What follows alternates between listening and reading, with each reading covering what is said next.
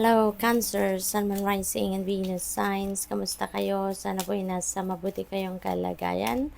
Welcome back po sa Star Tarot. Kung bago kayo dito, welcome din kayo. Thank you sa inyong support. I truly appreciate it. God bless you all, Cancer. Patience, the tide will come in when it's ready. 'Di ba? Tama naman. Cancer, no? This is a reminder for you to be patient. Kasi kung talagang yan ay ukol, yan ay bubukol, hindi ba? So, hindi na natin kailangan na pressurein, hindi na natin kailangan na stressin ang sarili natin, di ba, Cancer? Because when the time is right, it will just happen. Kung ano man yung minimithi ninyo mangyari, kung ano man yung um, heart's desires ninyo, no? Just continue to persevere, continue to work on it, pero hindi na kailangan na pressure rin ang sarili ninyo, hindi kailangan na i-insist, ipagpilitan ninyo kung ano yung gusto ninyong maging outcome, no? So just continue to work on it, at ang importante, sumusunod kayo sa gabayan ng Divine Universe, kasi yun ang magsasabi sa inyo what are the things that you need to focus on, anong dapat ninyong gawin, anong mga next move na gagawin ninyo, yung ganun, while you are also practicing patience, 'di ba? Kasi sometimes kung ini-insist natin, pinipilit natin, no, kahit alam naman natin na nagkakaroon na ng mga blockages, ng mga delays, pero yung pinagpipilitan pa rin natin, no, ano na yun red flag na yun, kumbaga signal na yun sa inyo, no, na kailangan na ninyong pag-isipan ng mga bagay-bagay, kailangan ninyong um, bigyan ng atensyon ang pag-evaluate or pag-reassess ng inyong mga sitwasyon. Kasi maaaring mayroong mga guidance na hindi ninyo napipick up, kaya siguro, alam mo yun, pinagpipilitan ninyo kung ano yung gusto ninyo. Even if, no, patuloy or pabalik-balik na lang, paulit-ulit na lang yung mga blockages or mga delays. We have change, know when to move to a new shell, especially if yours no longer fits.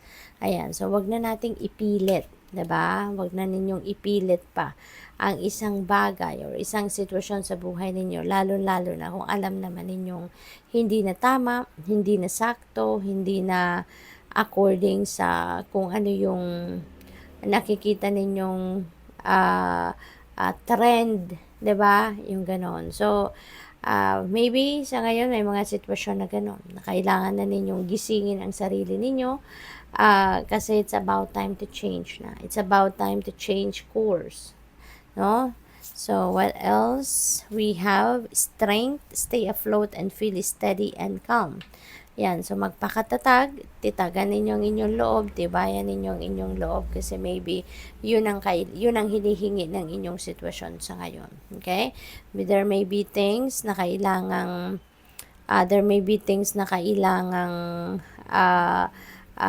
panindigan ninyo, may mga bagay na kailangan na ninyong i-release, let go, and both ways, no? Kailangan ninyo na magpakatatag. Kailangan ninyo na tibayan ang inyong loob dyan. What else? We have dive. You don't find pearls on the seashore. You really need to deep dive. So, parang kailangan din, hindi rin ninyo basta-basta makukuha ang tagumpay, 'di ba? If you're not going to work on it, kung hindi kayo magte-take action, kung hindi ninyo pagsisikapan, 'di ba? Yung ganun. So, tingnan natin kung ano pa ang mensahe para sa inyo for today.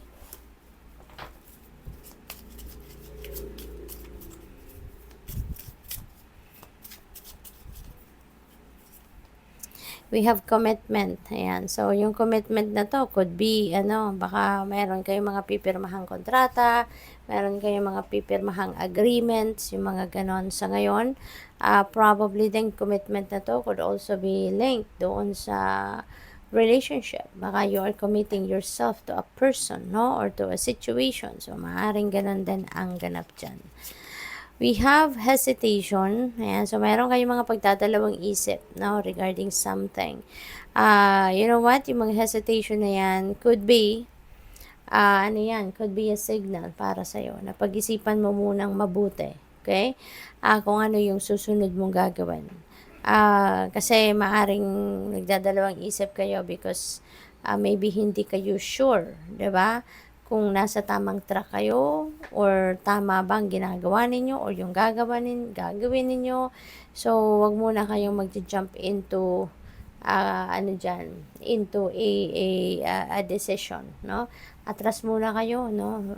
Reconsider things, pag-isipan mabuti muna, pag-aralan ninyong mabuti uli, no? Para sigurado kayo sa gagawin ninyo.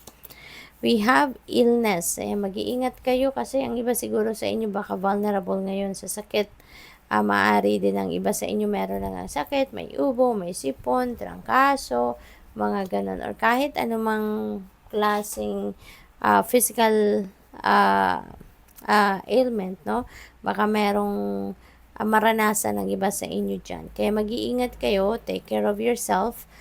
Kahit busy kayo, kailangan din na bigyan nyo pa rin ng oras, panahon, atensyon ng inyong kalusugan. Mag-focus din kayo sa pag-aalaga sa inyong katawan. Okay? What else? We have withdrawal. Ayan. So, ang iba sa inyo dito, maganda, no? Sigarilyo to. So, baka withdrawal kayo from smoking. Ginagawa ng iba sa inyo rito. Or baka nagkakaroon na kayo ngayon ng awakening or realization na it's about time na para kayo ay tumigil na, no, sa pagsisigarilyo or tumigil na sa pag-inom ng alak or kahit anumang klaseng vices, yung ganon. So maybe you are realizing that it's about time na para kumalas na sa ganong attachment, no, from those vices. We have sweetheart. Ayan. So, resulta ito ng ultrasound. Ano? Siguro ang iba sa inyo rito, merong buntis sa inyo. No? At ayan, resulta ng ng ultrasound. At maaring ang iba siguro talaga sa inyo is conceiving or baka ang iba sa inyo malapit ng manganak. Yung ganon, ano? So, good luck sa inyo rito. May na kayo, may baby coming up.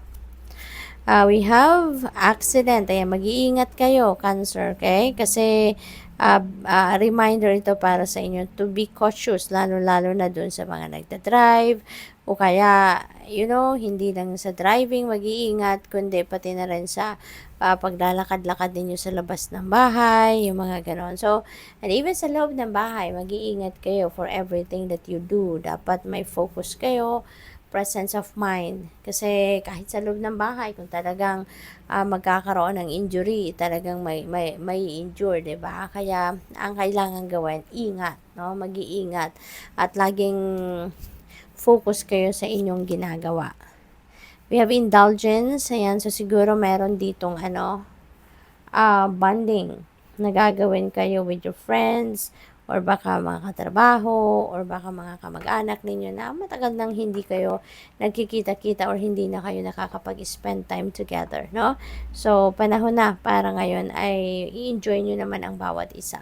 Okay? Maybe you are, siguro magpapaspa ang iba sa inyo rito, magpapamassage, kasama mga kaibigan, magpapasalon, yung mga ganon. So, enjoy. We have blessings. Ayan, ang dami ninyong biyayang paparating. So, this could be anything. Pera, material na bagay, diba? Kasiyahan, good health, fulfillment, well-being. This could be anything, no? Na mga biyayang paparating sa inyo. So, open your arms na. Open yourself. Ihanda nyo na ang sarili ninyo sa pagtanggap ng mga biyayang ito. Because there could be countless of blessings na maaaring dumating. So, good luck. Thank you for watching Love and Light. Namaste.